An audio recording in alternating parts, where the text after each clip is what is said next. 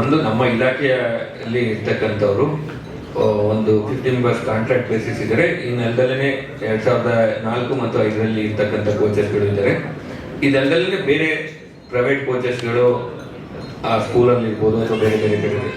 ನಮ್ಮ ಇಲಾಖೆಯಲ್ಲಿ ಇರ್ತಕ್ಕಂಥ ಕೋಚ್ಗಳನ್ನ ನಾವು ಪರ್ಫಾರ್ಮೆನ್ಸ್ನ ಎವ್ರಿ ಇಯರ್ ನಾವು ಅವ್ರನ್ನ ವೆರಿಫೈ ಮಾಡ್ತೀವಿ. ವೆರಿಫೈ ಮಾಡಿ ಅವ್ರದ್ದು ಪರ್ಫಾರ್ಮೆನ್ಸ್ ಚೆನ್ನಾಗಿದ್ರೆ ನೆಕ್ಸ್ಟ್ ಇಯರ್ಗೆ ನಾವು ಕಂಟಿನ್ಯೂ ಮಾಡ್ತಕ್ಕಂಥದ್ದು ನಡೀತಾ ಇದೆ. ಅದರಲ್ಲಿ ಕ್ರೈಟೀರಿಯಾಗಳು 2 ಕ್ರೈಟೀರಿಯಾಗಳನ್ನ ಇಟ್ಕೊಂಡಿರ್ತೀವಿ.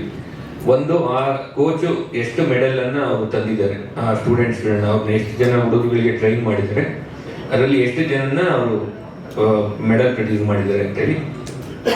2ನೇದು, ಅವರು ಆ ಜಿಲ್ಲೆನಲ್ಲಿ ಎಷ್ಟು ಟ್ಯಾಲೆಂಟನ್ನು ಐಡೆಂಟಿಫೈ ಮಾಡಿದ್ದಾರೆ. ತಾಲೂಕ್ ಲೆವೆಲ್ ಸ್ಪೋರ್ಟ್ಸ್ ನಡಿಬೇಕಾದ್ರೆ, ಡಿಸ್ಟ್ರಿಕ್ಟ್ ಲೆವೆಲ್ ಸ್ಪೋರ್ಟ್ಸ್ ನಡಿಬೇಕಾದ್ರೆ ಹೋಗಿ ಎಷ್ಟು ಟ್ಯಾಲೆಂಟನ್ನು ಹುಡುಕಿ ತಂದಿದ್ದಾರೆ ಅನ್ನೋದು ಕೂಡ 2 ಕ್ರೈಟೀರಿಯಾಗಳನ್ನ ಇಟ್ಕೋತೀವಿ. ಅಂದರೆ ಕೆಲವು ಸಂದರ್ಭದಲ್ಲಿ ತಮಗೆಲ್ಲ ಗೊತ್ತಿರ್ಬೋದು, ಮೆಡಲ್ ತರಬೇಕು ಅಂದರೆ ಕೋಚ್ಗಳು ಮಾತ್ರ ಮೆಡಲ್ ತರೋಕ್ಕಾಗಲ್ಲ. ಈವನ್ ಯಾರು ಸ್ಪೋರ್ಟ್ಸ್ ಪರ್ಸನ್ಸ್ದು ಎಫರ್ಟ್ ಇರಬೇಕು, ಅವ್ರಿಗೆ ಗೈಡ್ ಮಾಡ್ತಕ್ಕಂಥದ್ದು ಕೋಚ್ಗಳ ಮೇನ್ ಕರ್ತವ್ಯ ಆಗುತ್ತೆ. ಹಾಗಾಗಿ 2 ಕ್ರೈಟೀರಿಯಾಗಳನ್ನ ಇಟ್ಕೊಂಡು ನಾವು ಕೋಚ್ಗಳನ್ನ ಪರ್ಫಾರ್ಮೆನ್ಸ್ನ ಮೆಜರ್ ಮಾಡ್ತೀವಿ. ಈ ಕರ್ನಾಟಕ ಕ್ರೀಡಾಕೂಟ ಇದು ಹಿಂದೆ ಒಲಿಂಪಿಕ್ ಕ್ರೀಡಾಕೂಟ ಅಂತ ಇತ್ತು, ಅದನ್ನ ಈಗ ಪರಿವರ್ತನೆ ಮಾಡಿ ಕರ್ನಾಟಕ ಕ್ರೀಡಾಕೂಟ ಅಂತ ಮಾಡಿದೆ. ಇದನ್ನ ನಮ್ಮ ರಾಜ್ಯದ ಮುಖ್ಯಮಂತ್ರಿಗಳಾದಂಥ ಶ್ರೀ ಸಿದ್ದರಾಮಯ್ಯನವರು ಬಜೆಟ್ನಲ್ಲಿ 5 ಕೋಟಿ ರೂಪಾಯಿ ಇದಕ್ಕೆ ಬಿಡುಗಡೆ ಮಾಡಿದರು. ಜೊತೆಗೆ ಇದನ್ನ ಕರಾವಳಿ ಭಾಗದಲ್ಲಿ ಮಾಡಬೇಕು ಅಂತೇಳಿ, ಮಂಗಳೂರು ಮತ್ತು ಉಡುಪಿನಲ್ಲಿ ಮಾಡಬೇಕು ಅಂತೇಳಿ ಹಿಂದೆನೇ 2 ವರ್ಷ 3 ವರ್ಷ ಹಿಂದೆನೇ ತೀರ್ಮಾನ ಆಗಿತ್ತು. ಆದರೆ ಕಾರಣಾಂತರಗಳು ಮಾಡೋಕ್ಕಾಗಿರಲಿಲ್ಲ. ಆದರೆ ಈ ಸರಿ ಮಾಡಲೇಬೇಕು ಅಂತೇಳಿ ಈ ಜನವರಿ ತಿಂಗಳಲ್ಲಿ ಮಾಡೋದು ಅಂತ ತೀರ್ಮಾನ ಮಾಡಿ ಮೊಟ್ಟ ಮೊದಲ ಬಾರಿಗೆ ಕರಾವಳಿ ಭಾಗದಲ್ಲಿ ಈ ಒಂದು ಕ್ರೀಡಾಕೂಟವನ್ನು ನಡೆಸ್ತಾ ಇರೋದು. ಇದಕ್ಕೆ ನಾನು ಮುಖ್ಯಮಂತ್ರಿಗಳಿಗೆ ನಾನು ಅಭಿನಂದಿಸ್ತೇನೆ ಮತ್ತು ರಾಜ್ಯ ಸರ್ಕಾರವನ್ನು ಅಭಿನಂದಿಸ್ತೇನೆ. ಇದನ್ನು ಮಾಡೋ ಉದ್ದೇಶ ಏನು ಅಂತಂದರೆ, ಈ ಭಾಗದ ಯುವ ಕ್ರೀಡಾಪಟುಗಳಿಗೆ ಮತ್ತು ಯುವಕರಿಗೆ ಒಂದು ರೋಲ್ ಮಾಡೆಲ್ ಆಗಿ ಕ್ರೀಡಾ ಪ್ರತಿಭೆಯನ್ನು ಹೆಚ್ಚಿಗೆ ಬೆಳೆಸ್ಕೊಡೋದಕ್ಕೆ, ತಮ್ಮ ದೈಹಿಕ ಆಕ್ಟಿವಿಟೀಸ್ನ ಹೆಚ್ಚಿಗೆ ಮಾಡ್ಕೊಳ್ಬೇಕು. ಅವರ ಓದಿನ ಜೊತೆಗೆ ಈ ಭಾಗದಲ್ಲಿ ಒಳ್ಳೆ ಪೊಟೆನ್ಷಿಯಲ್ ಸ್ಪೋರ್ಟ್ಸ್ ಪರ್ಸನ್ಸ್ ಇದ್ದಾರೆ, ಆದರೆ ಆಪರ್ಚುನಿಟೀಸ್ ಕಡಿಮೆ ಆಗಿದೆ ಅನ್ನೋ ಒಂದು ಉದ್ದೇಶದಿಂದ ಈ ಒಂದು ಕ್ರೀಡಾಕೂಟವನ್ನು ಈ ಭಾಗದಲ್ಲಿ ನಡೆಸೋದಕ್ಕೆ ಸರ್ಕಾರ ತೀರ್ಮಾನ ಮಾಡಿ ನಮ್ಮ ಮನವಿಯನ್ನು ಪುರಸ್ಕರಿಸಿ ಇದಕ್ಕೆ ಯುವ ಸಬಲೀಕರಣ ಮತ್ತು ಕ್ರೀಡಾ ಇಲಾಖೆಯವರ ಜೊತೆಗೆ ಈ ಕ್ರೀಡಾಕೂಟವನ್ನು ಅತ್ಯಂತ ಯಶಸ್ವಿಯಾಗಿ ನಡೆಸಬೇಕು ಅಂತ ಮುಖ್ಯಮಂತ್ರಿಗಳು 15-20 ದಿವಸದಿಂದ ಬೆಂಗಳೂರಿನಲ್ಲಿ ಸಭೆ ಮಾಡಿ, ಇವತ್ತು ನೀವು ಹೋಗಿ ಖಾದರ್ ಅವ್ರನ್ನ ಸ್ವಾಗತ ಸಮಿತಿ ಅಧ್ಯಕ್ಷರು ಮಾಡಿದ್ದಾರೆ ಈ ಕ್ರೀಡಾಕೂಟಕ್ಕೆ ಮಾನ್ಯ ಮುಖ್ಯಮಂತ್ರಿಗಳು. ಅವ್ರ ಜೊತೆ ಇಲ್ಲಿ ನಮ್ಮ 2 ಜಿಲ್ಲೆಯ ಜಿಲ್ಲಾಧಿಕಾರಿಗಳು ಮತ್ತು ಪೊಲೀಸ್ ಅಧಿಕಾರಿಗಳ ಜೊತೆ ಒಂದು ಸಭೆಯನ್ನು ಮಾಡಿ ಈ ಕ್ರೀಡಾ ಸಮಿತಿಯ ಎಲ್ಲ ಆಗು ಹೋಗುಗಳನ್ನ ನೋಡಿ ವಿಚಾರ ಮಾಡಿ ನನಗೆ ತಿಳಿಸ್ಬೇಕು ಅಂತೇಳಿ ಹೇಳಿದ್ರಿಂದ ನಾನು ಇವತ್ತು ಇಲ್ಲಿ ಬಂದು ಖಾದರ್ ಅವರಿಗೆ ರಿಕ್ವೆಸ್ಟ್ ಮಾಡಿ ಅವರ ಒಂದು ನೇತೃತ್ವದಲ್ಲಿ ಒಂದು ಸಭೆಯನ್ನು ನಡೆಸಿ ಈಗಾಗಲೇ ಅಧಿಕಾರಿಗಳ ಜೊತೆ ಮತ್ತು ಎಲ್ಲ ತಯಾರಿನ ಯಾವ ರೀತಿ ಮಾಡಬೇಕು ಏನು ಅಂತೇಳಿ ಚರ್ಚೆ ಮಾಡಿ ಇದಕ್ಕೆ ತೀರ್ಮಾನ ಮಾಡಿದ್ದೀವಿ. ಅತ್ಯಂತ ಯಶಸ್ವಿಯಾಗಿ ಈ ತೀರ್ಮಾನ ಅಂದರೆ ಈ ಕ್ರೀಡಾಕೂಟ ನಡೆಸಬೇಕು ಅಂತೇಳಿ ಎಲ್ಲರೂ ತಮ್ಮ ಒಂದು ನಿಷ್ಠೆಯನ್ನು ತೋರಿಸಿದ್ದಾರೆ. ಅವ್ರಿಗೆ ನಾನು ಅಭಿನಂದನೆ ಸಲ್ಲಿಸ್ತೇನೆ, 2 ಜಿಲ್ಲಾಧಿಕಾರಿಗಳಿಗೆ ಮತ್ತು ಪೊಲೀಸ್ ಅಧಿಕಾರಿಗಳಿರ್ಬೋದು.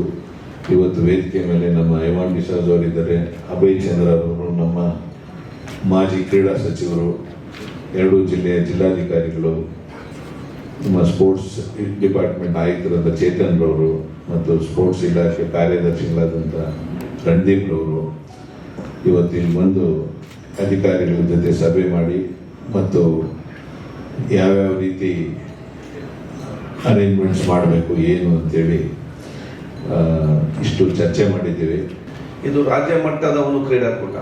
ಸುಮಾರು ಅಧಿಕಾರಿಗಳು ಮತ್ತು ಅಥ್ಲೆಟ್ಸ್ಗಳು ಕ್ರೀಡಾಪಟುಗಳು ಸೇರಿ 4,500ರಿಂದ 5,000 ಜನ ಇವತ್ತು ಮಂಗಳೂರಿನ ಈ ಒಂದು ಕ್ರೀಡಾಕೂಟದಲ್ಲಿ ಇವತ್ತು ಸಕ್ರಿಯವಾಗಿ ಭಾಗವಹಿಸ್ತಾರೆ. ಈ ಒಂದು ಸಂದರ್ಭದಲ್ಲಿ ಬೇಕಾದಂಥ ಎಲ್ಲ ಅರೇಂಜ್ಮೆಂಟ್ಗಳನ್ನು ಉಡುಪಿ ಮತ್ತು ನಮ್ಮ ರಾಜ್ಯ ಸರ್ಕಾರ ಸಹಾಯದೊಂದಿಗೆ ಉಡುಪಿ ಆಡಳಿತ ಮತ್ತು ಮಂಗಳೂರು ಜಿಲ್ಲಾ ಆಡಳಿತ ಅದರ ಜವಾಬ್ದಾರಿ ವಹಿಸಿಕೊಂಡು ಒಲಿಂಪಿಕ್ ಅಸೋಸಿಯೇಷನ್ ಆದೇಶಕ್ಕೆ ಅನುಗುಣ ಕ್ರೀಡಾ ಇಲಾಖೆಯ ಆ ಸಹಕಾರದೊಂದಿಗೆ ಇವತ್ತು ಅದನ್ನು ವ್ಯವಸ್ಥೆ ಮಾಡಿರ್ತಾರೆ. ಮಾನ್ಯ ಮುಖ್ಯಮಂತ್ರಿಗಳು 17 ತಾರೀಕಿಗೆ 5 ಗಂಟೆಗೆ ಇದನ್ನು ಉದ್ಘಾಟಿಸಲಿಕ್ಕಿದ್ದಾರೆ. ಗವರ್ನರ್ ಕೂಡ ಈ ಒಂದು ನಮ್ಮ ರಾಜ್ಯದ ಜಿಲ್ಲಾ ಉಸ್ತುವಾರಿ ಸಚಿವರು, ರಾಜ್ಯದ ಹೆಣ್ಣು ಸಚಿವರು, ನಮ್ಮ 2 ಜಿಲ್ಲೆ ಶಾಸಕ ಮಿತ್ರರು, ಸಂಸದರು ಎಲ್ಲರೂ ಇದರಲ್ಲಿ ಭಾಗವಹಿಸಲಿಕ್ಕೆ ಇದ್ದಾರೆ. ಅದರ ಜೊತೆಯಲ್ಲಿ ಅವತ್ತು ಸಂಜೆ ನಮ್ಮ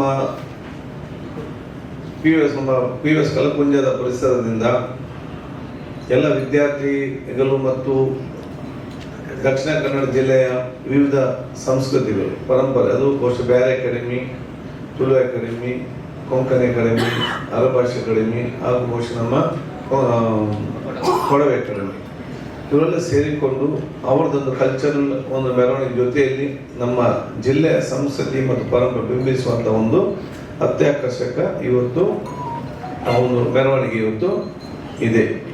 ಅದ ನಂತರ ಅಲ್ಲಿ ಮಾರ್ಚ್ ಪಾಸ್ಟ್ ಮತ್ತು ಅಧಿಕೃತವಾದ ಕಾರ್ಯಕ್ರಮವನ್ನು ಸಂಜೆ 5 ಗಂಟೆಗೆ ಉದ್ಘಾಟನೆ ಆಗಲಿಕ್ಕೆ ಇದೆ.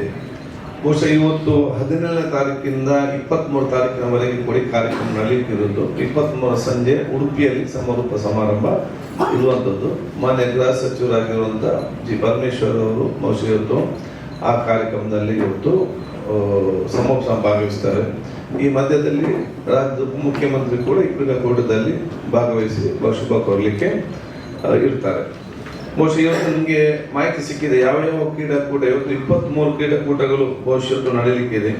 ಅದರಲ್ಲಿ ಬಹುಶಃ 12 ಕ್ರೀಡಾಕೂಟಗಳು ಮಂಗಳೂರು ನಗರದಲ್ಲಿ, ಅದಕ್ಕೆ ಒಂದು 8 ಕ್ರೀಡಾಕೂಟಗಳು ಉಡುಪಿಯಲ್ಲಿ, ಅದೇ ರೀತಿ ಮಣಿಪಾಲದಲ್ಲಿ 3 ಮತ್ತು 2 ಬೆಂಗಳೂರಿನಲ್ಲಿ ಇವತ್ತು ಮೂಲಭೂತ ಅನುಗುಣವಾಗಿ ಅಲ್ಲಿ ನಡೆಯಲಿಕ್ಕೆ ಇರುವಂಥದ್ದು. ಕನ್ನಡ ಮತ್ತು ಸಂಸ್ಕೃತಿ ಇಲಾಖೆ ಮುಖಾಂತರ ಪ್ರತಿ ದಿವಸ ಕೂಡ ಇವತ್ತು ಆ ಒಂದು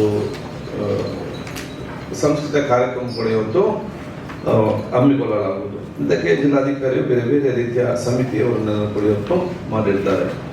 ಇದು ಅಷ್ಟೇ ಒಂದು ಕ್ರೀಡಾಕೂಟ ಮಾತ್ರ ಅಲ್ಲ, ಇದು ನಮ್ಮ ದಕ್ಷಿಣ ಕನ್ನಡ ಜಿಲ್ಲೆಯ ಸಂಸ್ಕೃತಿ ಪರಂಪರೆಯನ್ನು ಇಡೀ ರಾಜ್ಯದ ವಿದ್ಯಾರ್ಥಿ ಜನಾಂಗಕ್ಕೆ ಮತ್ತು ಅಥ್ಲೆಟಿಕ್ ಕ್ರೀಡಾಪಟುಗಳಿಗೆ ಪರಿಚಯ ಮಾಡಿಕೊಳ್ಳುವ ದೊಡ್ಡ ಮಟ್ಟದ ಕಾರ್ಯಕ್ರಮ. ಸೊ ಇಲ್ಲಿಗೆ ಬರುವಂತ ಎಲ್ಲ ನಮ್ಮ ಕ್ರೀಡಾಪಟುಗಳು ಅವರು ಕ್ರೀಡಾಪಟುವಾಗಿ ಈ ಒಂದು ಕ್ರೀಡಾಕೂಟ ಭಾಗವಹಿಸುವುದಲ್ಲ, ಹೋಗುವಾಗ ಮಂಗಳೂರಿನ ರಾಯಭಾರಿಯಾಗಿ ಅವರು ಹೋಗ್ತಾರೆ. They will be the ambassador of Mangaluru and Udupi in the days to come. ಆ ಕಾರಣ ಬಂದಂಥ ಸಂದರ್ಭದಲ್ಲಿ ಇವರು ಎಲ್ಲ ರೀತಿಯ ಸಹಕಾರ ಇದಕ್ಕೆ ಕೊಡುವಂಥ ಜವಾಬ್ದಾರಿ ಎಲ್ಲರಿಗೂ ಹಮ್ಮಿಕೊಂಡಿದ್ದಾರೆ. ಮಾಧ್ಯಮ ಮಿತ್ರ ನಿಮ್ಮ ಸಹಕಾರ ನಮಗೆಲ್ಲರಿಗೂ ಕೂಡ ಇವತ್ತು ಅತಿ ಅಗತ್ಯವಾಗಿದೆ. ಎಲ್ಲ ವಿಚಾರದಂತ ಬಹುಶಃ ಇವತ್ತು ಸಂಪೂರ್ಣ ಪ್ರೋತ್ಸಾಹ ಕೊಟ್ಟು ಎಲ್ಲ ದಿವಸ ಪ್ರಾರಂಭ 14 ಬೇರೆ ಕ್ರೀಡಾಕೂಟ ಸ್ಟಾರ್ಟ್ ಆಗೋದು 17 ತಾರೀಕಿಗೆ, ನಿಮ್ಮ ಡ್ಯೂಟಿ ಪ್ರಾರಂಭ ಆಗೋದು 15ರಿಂದಲೇ ಪ್ರಾರಂಭ ಆಗಿ 25ರ ತನಕ ಕೂಡ ಡೈಲಿ ಒಂದಲ್ಲ ಒಂದು ರೀತಿ ನಾವು ಇದಕ್ಕೆ ಪ್ರೋತ್ಸಾಹಿಸುವ ರೀತಿಯಲ್ಲಿ ತಮ್ಮೆಲ್ಲರ ಸಹಕಾರ ಕೊಡಬೇಕಂತ ಕೇಳಲಿಕ್ಕೆ ನಾನು ಇವತ್ತು ಬಯಸ್ತೇನೆ. ದಕ್ಷಿಣ ಕನ್ನಡದಲ್ಲಿ ಹೋಟೆಲ್ಸ್ ಅಲ್ಲಿ ಮಾಡಿದ್ದೇನೆ. ಅದು sharing hotels, sharing room basis ಅಲ್ಲಿ ಹೋಟೆಲ್ಸ್ ಮಾಡಿದ್ದೇವೆ. 3 ಕ್ಲಸ್ಟರ್ಸ್ ನಮ್ಮಲ್ಲಿ ಈವೆಂಟ್ಸ್ ನಡೆಯುವಂಥದ್ದು. ಒಂದು ಮಂಗಲ ಸ್ಟೇಡಿಯಂ, ನೇರು ಮೈದಾನ, 3ನೇದು ಎಮ್ಮೆಕೆರೆ ಸ್ವಿಮ್ಮಿಂಗ್ ಪೂಲ್. ಇದರಲ್ಲಿ ಈವೆಂಟ್ಸ್ ನಡೆಯುವಂಥದ್ದು. ಅಲ್ಲೇ ಸುತ್ತಮುತ್ತ ಹೋಸ್ಟೆಲ್ಸ್ ಅನ್ನು ಈಗಾಗಲೇ 631 ರೂಮ್ಸ್ ಅನ್ನ ಬ್ಲಾಕ್ ಮಾಡಿದ್ದೇವೆ. ಬೇರೆ ಬೇರೆ ದಿವಸಗಳಿಗೆ ಬೇರೆ ಬೇರೆ ರೂಮ್ಸ್ ಆಕ್ಟಿವೇಟ್ ಆಗ್ತದೆ. ಒಂದು 3 ದಿವಸ 4 ದಿವಸ ಒಬ್ಬೊಬ್ಬರು ಬಂದು ಹೋಗ್ತಾ ಇರ್ತಾರೆ. ಅದಕ್ಕೆ ತಕ್ಕಂತೆ ಅದು ಅವರನ್ನ ಟ್ರಾನ್ಸ್ಪೋರ್ಟ್ ವ್ಯವಸ್ಥೆನೂ ಅವ್ರನ್ನ ಪಿಕಪ್ ಮಾಡಿ ಡ್ರಾಪ್ ಮಾಡುವಂಥ ವ್ಯವಸ್ಥೆನೂ ಇರ್ತದೆ. ಊಟದ್ದು ಕೂಡ ವ್ಯವಸ್ಥೆ, ಅವರಿಗೆ ಸಂಪೂರ್ಣವಾಗಿ ಊಟದ ವ್ಯವಸ್ಥೆನೂ ಉಡುಪಿಯಲ್ಲಿ 11 ಆಕ್ಟಿವಿಟೀಸ್ ನಡೀತದೆ. ಇದಕ್ಕೆ ಸಂಬಂಧಪಟ್ಟ ಹಾಗೆ ಸುಮಾರು 1500 ಪಾರ್ಟಿಸಿಪೆಂಟ್ ಬರ್ತಾರೆ. ಮುಖ್ಯವಾಗಿ ನಮ್ಮಲ್ಲಿ ಮಾಹೆಯಲ್ಲಿ ಹಾಸ್ಟೆಲ್, ಮಣಿಪಾಲದ ಹಾಸ್ಟೆಲನ್ನು ನಾವು ತಗೊಂಡಿದ್ದೀವಿ. ಅಲ್ಲಿ ಸುಮಾರು 750 ಪಾರ್ಟಿಸಿಪೆಂಟ್ಸ್ ಅಲ್ಲಿ ಹಾಲ್ಟ್ ಆಗ್ತಾರೆ. ಅದೇ ರೀತಿಯಲ್ಲಿ ಉಳಿದಾಗೆ ನಮ್ಮಲ್ಲಿ ನಮ್ಮ ಸೋಷಿಯಲ್ ವೆಲ್ಫೇರ್ ಮತ್ತು BCM ಹಾಸ್ಟೆಲ್ಸ್ ಅನ್ನು ವ್ಯವಸ್ಥೆ ಮಾಡಿದ್ದೇವೆ. ಅದರ ಜೊತೆಗೆ ಬರುವಂಥ ಆಫೀಸರ್ಸ್ಗೆ 300 ರೂಮ್ಸ್ ಅನ್ನು ಈಗಾಗಲೇ ಬ್ಲಾಕ್ ಮಾಡಿ ಆಫೀಸರ್ಸ್ಗೆ ಹೋಟೆಲ್ ರೂಮ್ಸ್ ಅನ್ನು ವ್ಯವಸ್ಥೆ ಮಾಡಿದ್ದೇವೆ. ಓವರಾಲ್ ಊಟದ ವ್ಯವಸ್ಥೆಯನ್ನು ಕೂಡ ಅಲ್ಲೇ ಪಕ್ಕದಲ್ಲಿ ನಮ್ಮ ಮಹಿಳಾ ಸಮಾಜದ ಆವರಣದಲ್ಲಿ ವ್ಯವಸ್ಥೆ ಮಾಡಿದ್ದೇವೆ. ಈ ರೀತಿಯಾಗಿ ಹಾಲ್ಟಿಂಗ್ ಎಲ್ಲ ವಸತಿ ವ್ಯವಸ್ಥೆಗಳನ್ನು ಮಾಡಿಕೊಂಡಿದ್ದೇವೆ ಎಲ್ಲರಿಗೆ ಬೇಕಾದ. ರಿಜಿಸ್ಟ್ರೇಷನ್ ಇಂದ ಹಿಡಿದು ಪ್ರತಿಯೊಂದು ರಿಜಿಸ್ಟ್ರೇಷನ್ ಕೂಡ ಐಡಿ ಕಾರ್ಡ್ ಇರ್ತದೆ. ಐಡಿ ಕಾರ್ಡ್ ಅಲ್ಲಿ QR ಕೋಡ್ ಇರ್ತದೆ. ಆ QR ಕೋಡ್ ಸ್ಕ್ಯಾನಿಂಗ್ ಮಾಡಿ ನಾವು ಊಟಕ್ಕೆ ಬಿಡ್ತೇವೆ. ಅದೇ ರೀತಿಯಲ್ಲಿ ಪ್ರತಿಯೊಬ್ಬ ಕ್ರೀಡಾಪಟುವಿನ ಎಲ್ಲಾ ಮಾಹಿತಿ, ಅವರ ಬ್ಯಾಂಕ್ ಅಕೌಂಟ್, ಅವರ ಊರು, ಅವರು ಯಾವ ಕೆಟಗರಿನಲ್ಲಿ ಆಟ ಆಡ್ತಾ ಇದ್ದಾರೆ, ಫಿಕ್ಸ್ಚರ್ಸ್, ಯಾವ್ಯಾವ ದಿವಸ ಎಲ್ಲೆಲ್ಲಿ ಸ್ಪರ್ಧೆಗಳು ನಡೀತವೆ, ಫಿಕ್ಸ್ಚರ್ಸ್ ಅಂಡ್ ರಿಸಲ್ಟ್ಸ್ ನಿಮ್ಗೆ ಇಮೇಲ್ ನಲ್ಲಿ ಎಲ್ಲ ನಮ್ಮ ರಿಜಿಸ್ಟರ್ಡ್ ನಾವು ಪ್ರೆಸ್ ಇನ್ಫಾರ್ಮೇಶನ್ ಆಫೀಸರ್ ಮೂಲಕ ತಮ್ಮ ಇಮೇಲ್ ಐಡಿ ತಗೊಳ್ತೀವಿ. ತಮಗೆ ಅದರ ಇನ್ಫಾರ್ಮೇಶನ್ ಕೊಡುವಂತ ವ್ಯವಸ್ಥೆ ಕೂಡ ಮಾಡ್ತೇವೆ.